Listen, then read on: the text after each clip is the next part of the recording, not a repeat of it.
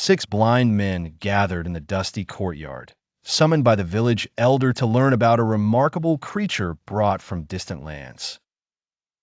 A keeper led an elephant forward, immense and patient, its shadow stretching across the stones.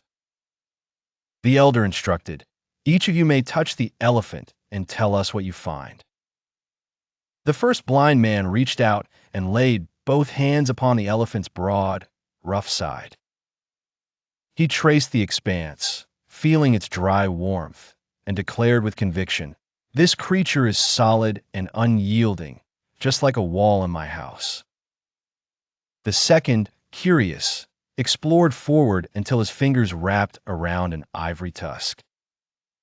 He marveled at its smooth surface and its promising strength. "No," he insisted, "it's nothing like a wall. It is firm and pointed, like a spear wielded by a warrior." The third approached and, with cautious fingers, found the elephant's trunk. It twisted and curled around his arm, alive and moving. He grinned despite the confusion of the others. "Neither wall nor spear. It is long and sinuous, like the snake that slithers in the fields." The fourth, slightly more hesitant, reached low and encountered the massive pillar of an elephant's leg. He wrapped his arms around it, surprised at its thickness and strength. He announced with certainty, "My friends, you are mistaken. It is tall and solid, the very likeness of a tree trunk." The fifth, curious about what might be higher, found himself tracing the floppy edge of a giant ear.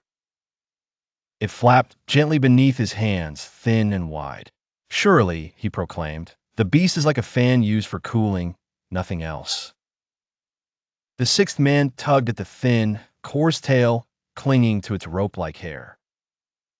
"All these guesses are wrong," he said, certain, "for the creature is plain, a piece of rope no different than what I use to guide myself."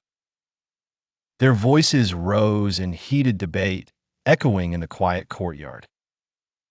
Each blind man clung to his own perception, certain of having grasped the whole truth.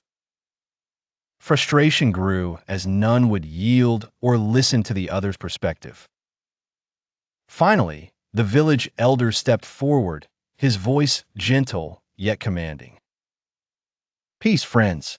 Each of you has touched only part of the creature, not the whole. The truth is larger than any single experience. True wisdom comes when we listen and join our understandings together." The blind men stood in thoughtful silence, realizing that each held a fragment, but none the entirety. The elephant stood unmoved, a silent lesson in the vastness of truth and the limits of personal perspective. The moral remains: never mistake your limited personal experience for the whole truth. Only by listening and learning from others can true understanding emerge.